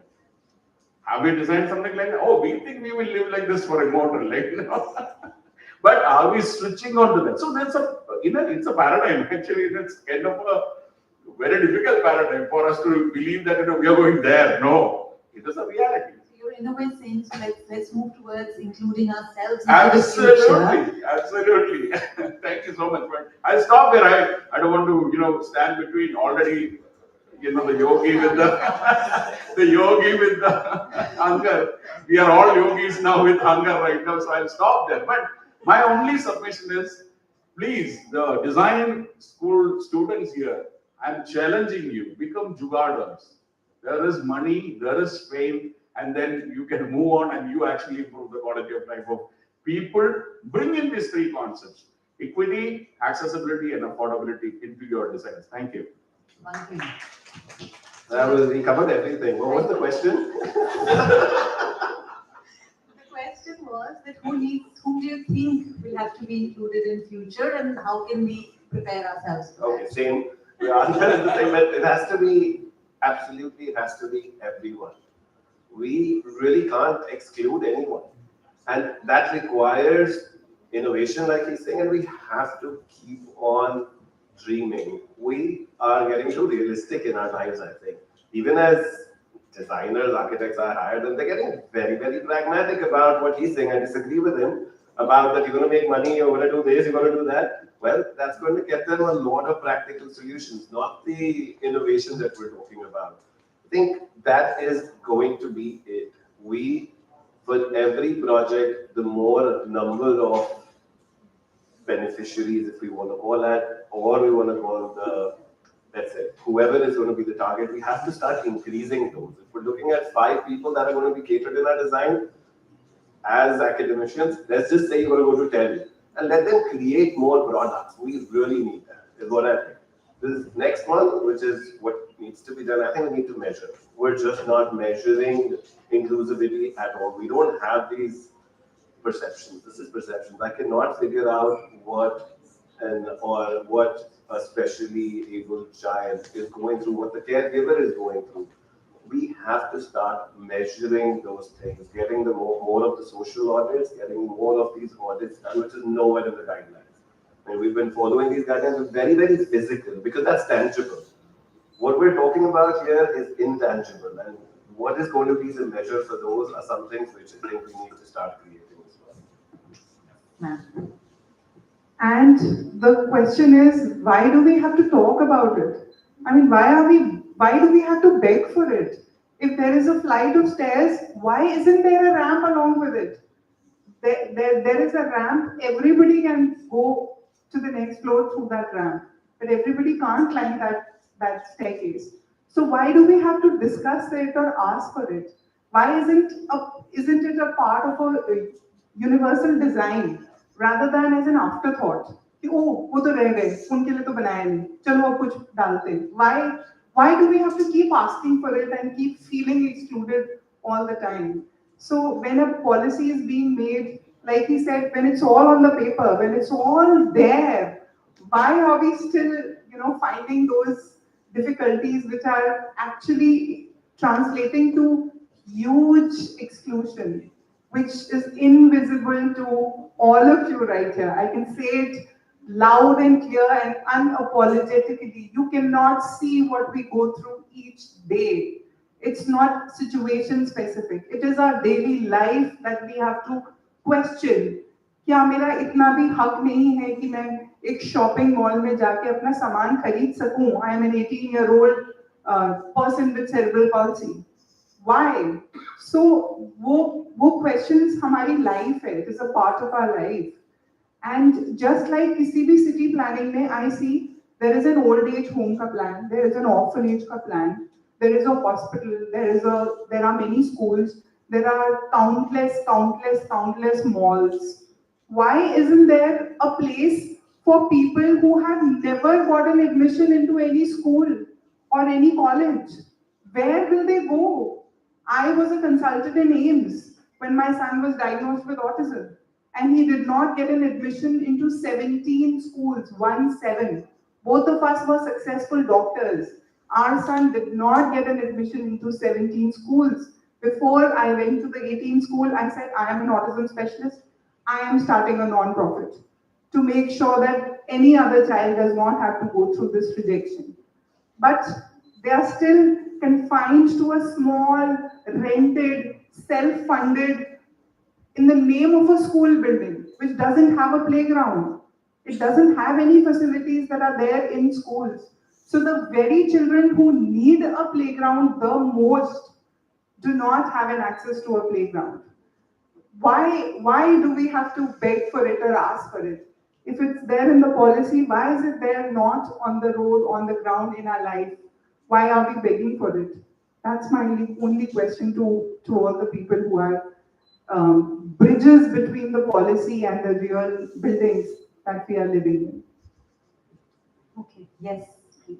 Now, while we have discussed a few scales, I would like to cite 2 things to bring you back to architecture and planning.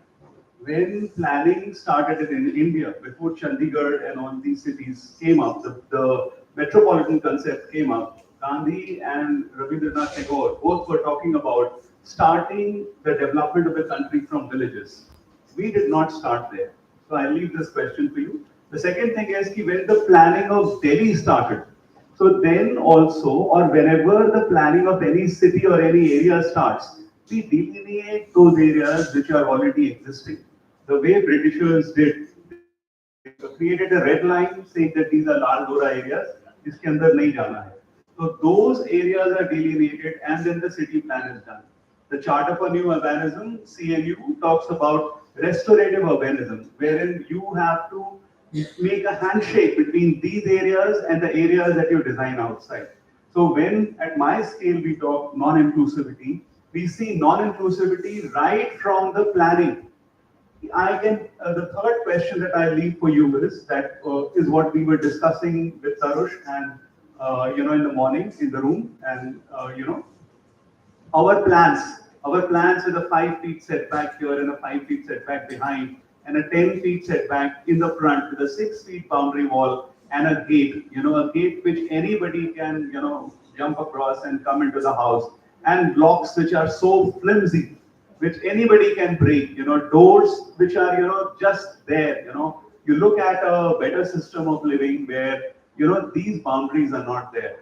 But in all our planning processes, none of the households that were existing in the villages or in the urban villages were a part of houses which could be sanctioned and approved. So in our urbanization, there is a lot of these houses, I'm talking at a very different scale, a lot of these houses which will never become approved houses, which will never be houses fit for taking loan, which will never be sold appropriately. तो वो cash का धंधा ही रहेगा. वो cash में बिकेंगे, cash में खरीदे जाएंगे. वहां पे जो रियल एस्टेट का क्वेश्चन इतनी बार उठाया गया था, वो क्वेश्चन वैसा का वैसा बना रहेगा, वो सवाल बना रहेगा. And at the same time, those house forms being excluded are also not a part of our GDP. When we calculate our GDP, when we calculate the population contributing to GDP, we don't take into consideration economies of people who are living in that area. And a lot of dialogue on this in all across Southeast Asia has taken place. 65% of our economic is vested there into these microeconomies which are conducted in these areas. These households not being a part of our GDP, not being a part of our economic system, do not help establish data. So where I am coming from, architecture and planning, non-inclusivity or the problem of inclusivity is ingrained in our very policy system. And as you were correctly saying, that policy innovation is not there. People are not thinking. And the net outcome is that in our day-to-day lives, we have things which we face, the curves are not proper, as Gaurav was showing. Your questions on autism, are so valid questions. Your question on detailing and design are such valid questions. So the result is that we are a non-thinking lot, and that intellectualization which urbanization represented with modernization has not yet occurred. है ना? हमको अभी गांव में छोड़ दो तो हम गांव में बस नहीं. And that is the first clue. Thank you. Okay, so I like to end this here, just picking on what Mr. Prasad said, but with a little note on that let's not go exclusive in the act of including everyone. So I want to thank the panelists for being so refreshingly candid today, really appreciate, and the audience for listening us out. Thank you.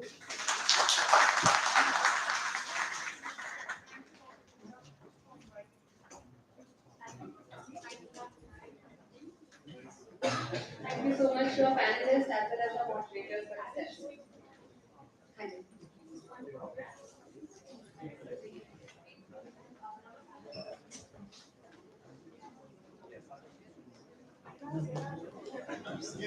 This was food for thought.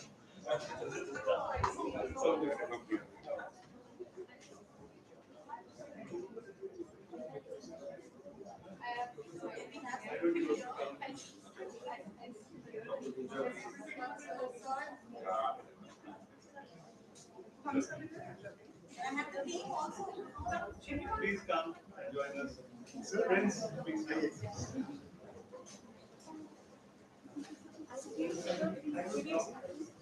No, it's okay. We are becoming inclusive.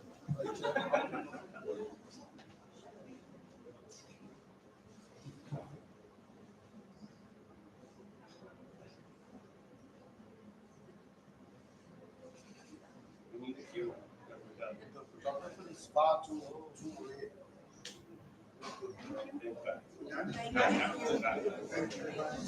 Thank you, everyone. I would request everyone to break for lunch and assemble back by 3:30.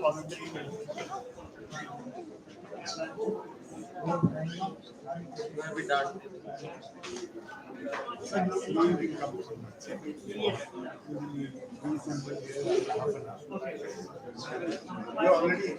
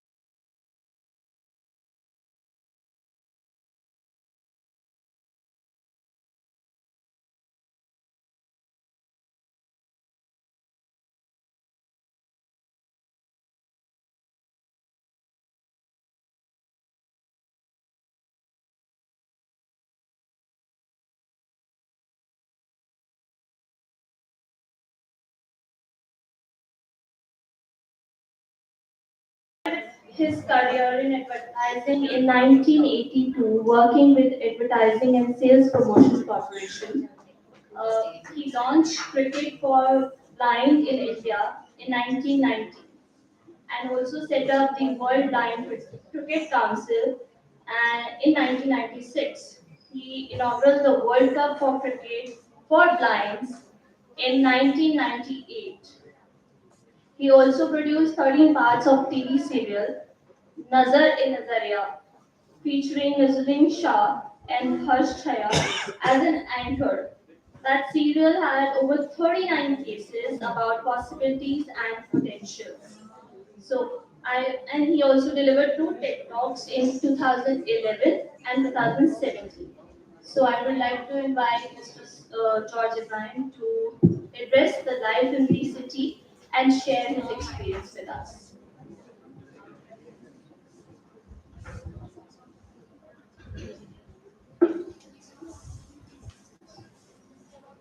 Good afternoon, ladies and gentlemen.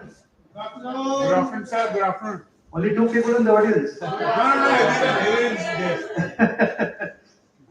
Normally after lunch, I was just telling Subhash, this is the time when you open the doors and say, "Free mein aa jao andar."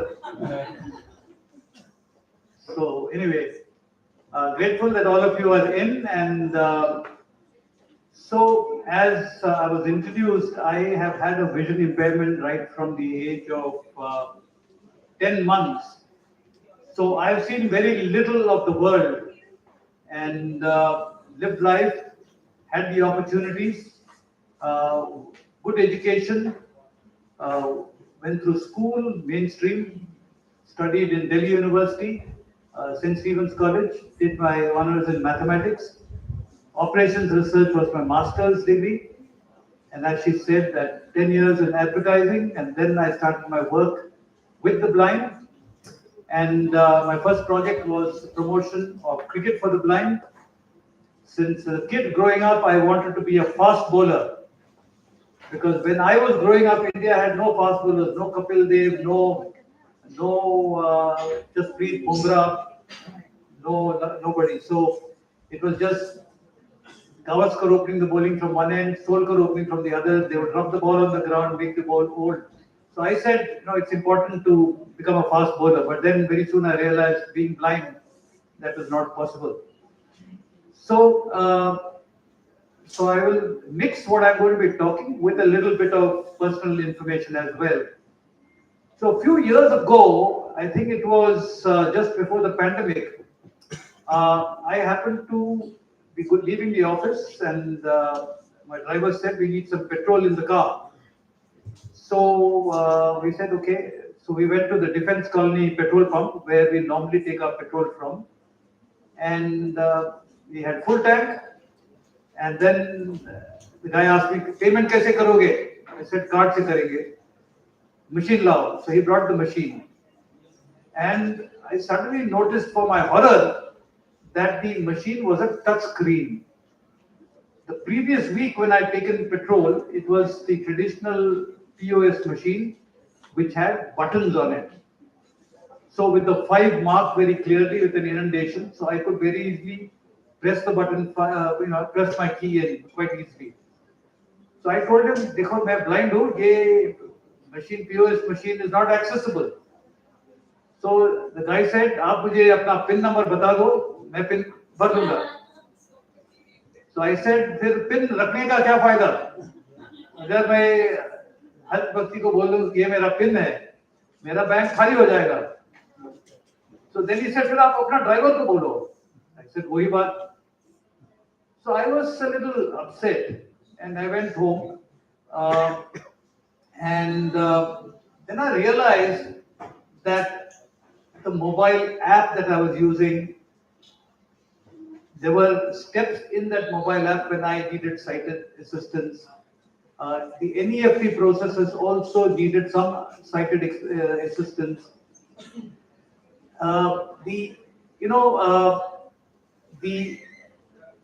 In the previous session, there was a reference to the RPWD Act. And the RPWD Act had very clearly said, the rules had said, as far as banking is concerned, that all ATM machines must be talking machines by 2019. Now the fact of the matter is, I live in Noida. Not one machine I have seen which is talking. I have my office in Lajpat Nagar. Not one machine there is talking. So I said, the Prime Minister said we are getting towards a digital India. Everything is going to be digital. There are 5.4 million people, according to the 2011 census, who are blind. Now, if digital India is going to exclude, at the same time, they say you can't keep cash in the house. So your salary has to go to the bank. Salary goes into the bank. Every blind person's salary goes into the bank. Now, there are a number of blind people who are today employed. There are people in the private sector. There are people in the government sector. There are people who also do business. So there is a sizable number of people who actually earn money and their salaries are into the bank. So if the banking system does not allow a blind person to independently use his money, then it is a state of being unfair. We are being excluded. Now to add to this, I don't remember the exact year, but all the 500 rupee notes and the 1000 rupee notes were withdrawn from the market. Which year was that? And it was called? No, there was a word being used, became very popular. Demonetization. Demonetization, yes. Now, demonetization resulted in new currency notes coming into the market. There was a 2000 rupee note, which is of course not there anymore. New 500 rupee notes, there was a new 200 rupee note. I think there was also a new 100 rupee note and a new 50 rupee note. And what we suddenly realized as blind people, before demonetization, we would identify the notes by the size. The biggest denomination was the longest in length. And it just sequentially reduced in length and size. So it was pretty simple for us to feel and say, okay, this is 500 rupee note or this is 200 rupee note. There was no 200 rupee note, of course, at that time. This is 100 rupee note, this 50 rupee note. Now, here, there were different types of 100 rupee notes in the market. There was some smaller notes, so bigger than the bigger notes, and we were totally confused. So one, it was impossible for us to draw money from the bank because of the lack of access. And two, the currency notes that we had in our hand, if you give 500 rupees to somebody, I would ask the person, "Maine kitna diya aapko?" Believing that 90% of Indians are honest. So, वो बोलेगा ये 500 का है, सही है, okay. कितना हो गया आपका? So he will tell 350. So 150 रुपए. So I don't know whether he's giving notes or he's giving me 100 and 150.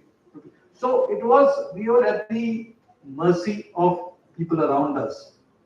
And the only thing we could do is in the morning when we get out of the house, arrange the currency in your wallet in a manner of speaking that okay, there are two 500 rupee notes, there are three 200 rupee notes.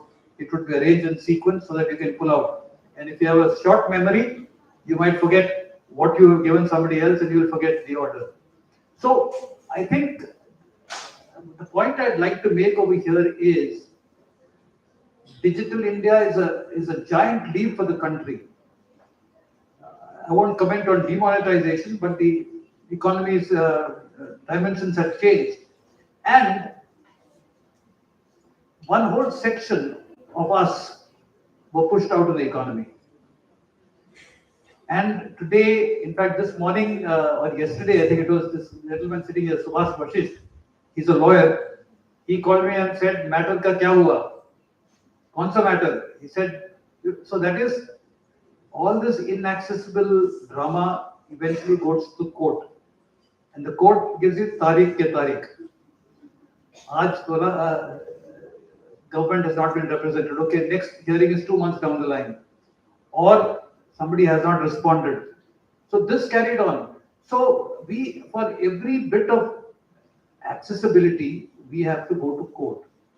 We have to file writ petitions, we have to file cases. and court takes their own time. Once the court gives its verdict, then the people take their own time to implement it. So it is a very, very difficult situation in which we blind people live. Now, the other facet is, when I came to Delhi, and I believe it's the case is the same, but I will narrate a story of when I came to Delhi as a student in 1976. We had DTC buses. DTC buses only slow down at bus stops. They don't stop. So it'll come, slow down, and then all of us run. And then the bus moves off. And very often those of us who don't get onto the bus will see a board at the back saying the nation is on the move. Right? So the nation has been on the move, but we guys are still being left behind on the bus stop. So, so even today I have noticed at bus stops, public bus stops, buses tend to stop in the middle of the road or stop a few yards away, ahead, behind, and a blind person or a disabled person who wants to board the bus, first of all, do not know which bus is where. Secondly, by the time they get to the bus moves.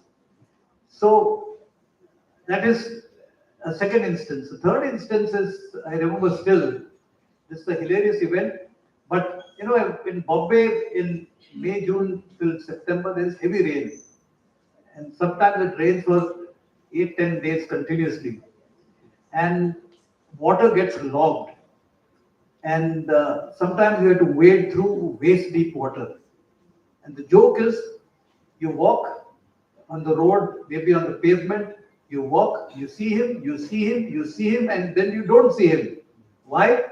Because there was an open manhole, he's gone in. So there's so much of treachery. Even in Delhi, you go on a footpath, it's very difficult to walk. There are either vendors there are tree guards, there's dustbins there's piles of garbage, all kinds of things on the road. So it is difficult for a seeing person to walk, leave alone a blind person. And another instance I will tell you is, I was walking down one of those footpaths and there was a nice tactile path. I said, wow, this is fantastic. So I started walking along the tactile path. Tuck, tuck, tuck, tuck, tuck, and finally I bumped into a tree guard. So on making inquiries, I was told the government intended to have a tactile path for the blind people, but the people who actually put the tactile path thought it was a part of design. So if you have the tactile path going around the tree guard, then it probably disturbs the aesthetics. So these are, then you go into a big building today. There's so many, come to Gurgaon for an office meeting. There are huge physical structures. Now, I believe, correct me if I'm wrong, but as a blind person independently going into that gigantic monstrosity, first you find out where the reception is, and then you go to the reception, and then there are different places you go. You have to show your card somewhere. You have to, there are different processes. Nothing really marked, and if you need assistance, you'll have to wait till somebody is available to take you there. So navigating through a shopping mall, corporate office buildings, they're all very good to look at.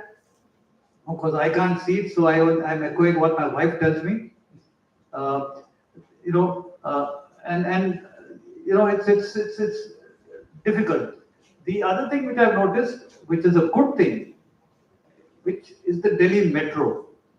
Now, Delhi Metro, I believe, is probably one of the few things in Delhi which was thought of and conceived with accessibility in mind.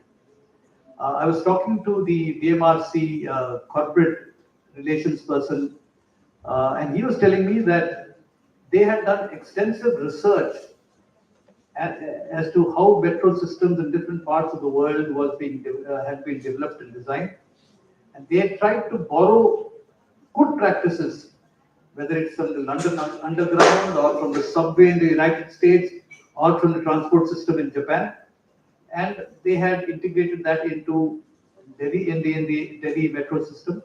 So when you get to the metro station, and the moment they realize that you've got a disability, especially if you're blind, immediately there would be somebody who would come to you and ask you whether you need assistance. And then, he guides you. There's also tactile pathways available, but you have access to human assistance. They would take you, when you tickets, you buy the tickets, take you to the boarding gates, you get into the compartment. The only downside of this whole assistance business is that if you need assistance, you'll have to travel with the ladies.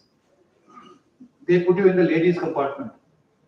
So once I asked them, like, boss, mujhe yahan par kyun bitha rahe ho? I'm not a lady. So he said, no, hamare liye aasan hai. It'll be easy for us to find out when you reach your destination.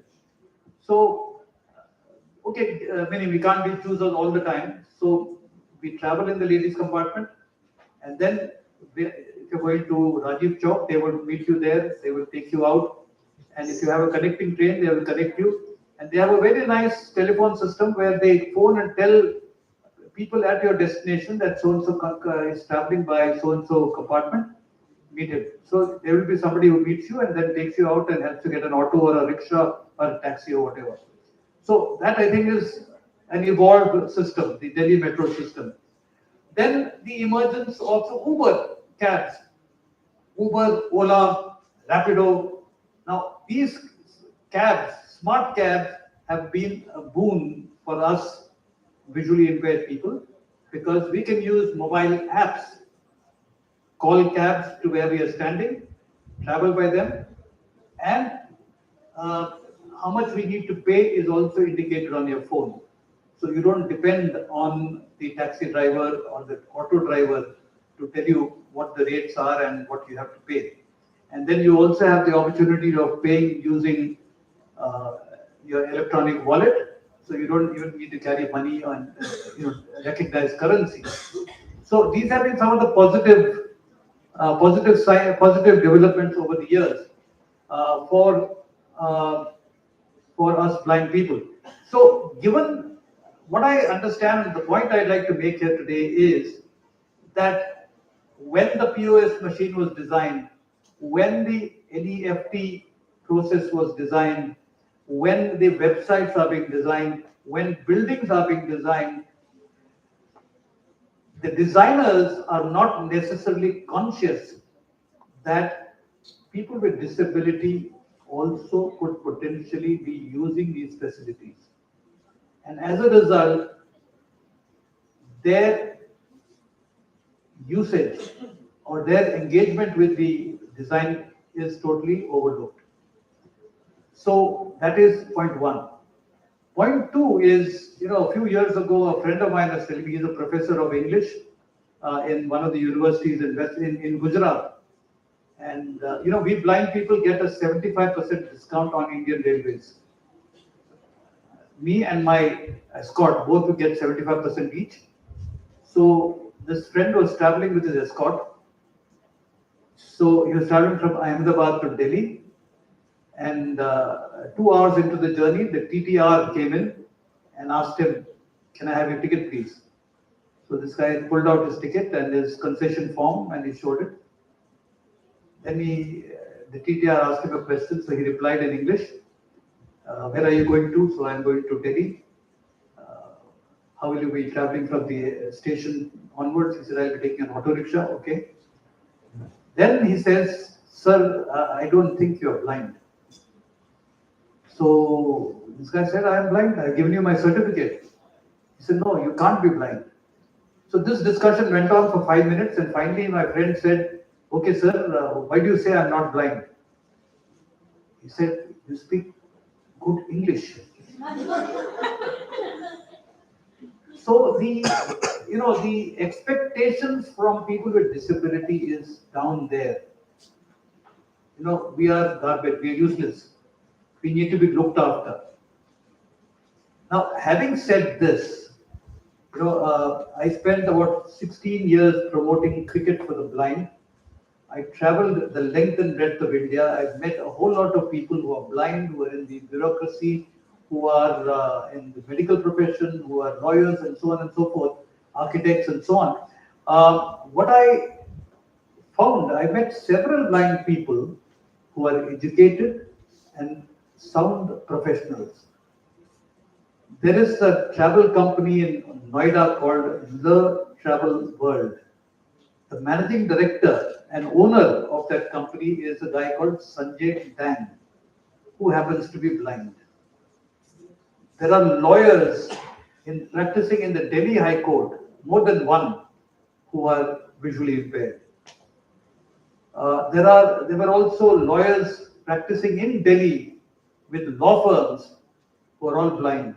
You go to any law college in the country, whether it's a national law school or the government law schools, law colleges, there will be several students doing law who are blind and visually impaired. Am I right, Subhash? Yes, sir. This time I guess that there are 5 disabled judges being paid. There you go. So these are all educated, qualified professionals. If you go to AIMS and go, you will meet Dr. Sharad Philip, who's a practicing psychiatrist.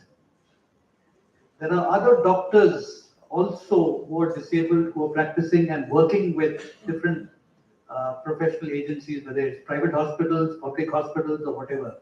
There are journalists. There is G. Garimala Subramanian, who's a blind